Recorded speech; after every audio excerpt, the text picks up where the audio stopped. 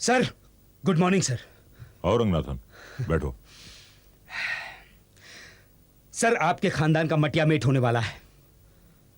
हाँ, आप रोड पर आने वाले हैं। आपकी हालत कुत्तों से भी बदतर होने वाली है। आपके हाथ में भीख मांगने का कटोरा आने वाला है सर। बकवास बंद कर। सर, ये मैं नहीं कह रहा हूं, आने वाला कल कह रहा है।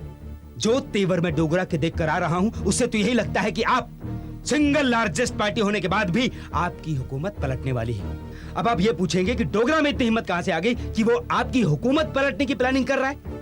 तो सर, आपने बचपन में एक कहावत जरूर पढ़ी होगी कि घर का भेदी लंका ढाए। अब आप ये पूछेंगे कि आपके घर का भेदी कौन है, तो ये जानना आपके लिए बहुत जरूरी हो जाता है सर। आपके घर का भेदी है वो पत्थर जिसे बाथरूम में सजाओ तो वो बाथरूम की शोभा को तो बढ़ा सकता है, लेकिन आपने उसे ड्राइंग रूम में सजाकर ड्राइंग रूम की शोभा को बिगाड़ दिया है। घुमा फिरा कर बात मत करो रंगनाथन, साफ साफ कहो क्या कहना चाहते हो। मैं चांदनी की बात कर रहा हूं।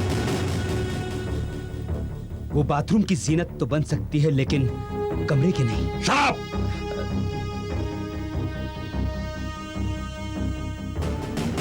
अपनी औकात में रहो।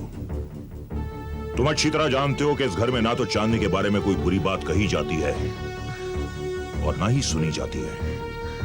चांदनी इस घर की होने वाली बहू है।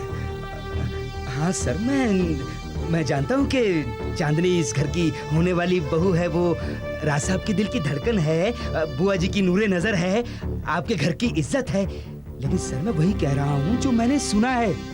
देखो रंगनाथन, तुम अक्सर झूठ बोलते हो और इस घटिया हरकत की वजह से तुम राज के हाथों पिट भी चुके हो। उसने तुम्हें नौकरी से निकाल दिया था। मेरे और दीदी के कहने पर उसने तुम्हें दोबारा रख लिया।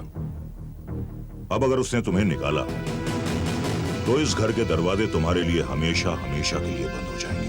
राज साहब तो वैसे भी मुझे निकाल ही देंगे, जो बात मैं अभी आपको बताऊंगा वो बात सुनकर।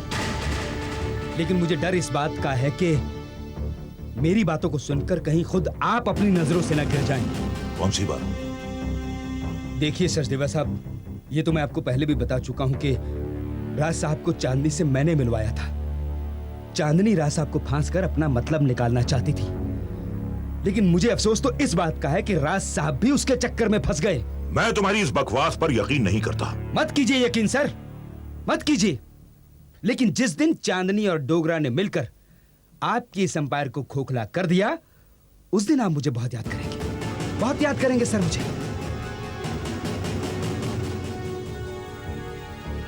रंगनाथन, क्या तू वाकई सच बोल रहा है?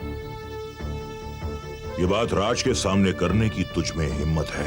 है सर, बिल्कुल है। लेकिन आपको मुझे इस बात का एश्योरेंस देना होगा कि राज साहब से आप मेरी हिफाजत करेंगे, उनसे बचाएंगे आप मुझे। ठीक है, ये मेरी गारंटी है, मगर राज के सामने तुम पलटना नहीं। नहीं पलटूंगा सर, बिल्कुल नहीं पलटूंगा। अगर मैं पलट गया तो जो सजा चोर की वो सजा मेरी। लेकिन सर, आप अपने वादे से मत पलटिएगा। ठीक है रंगनाथन, तुम जाओ।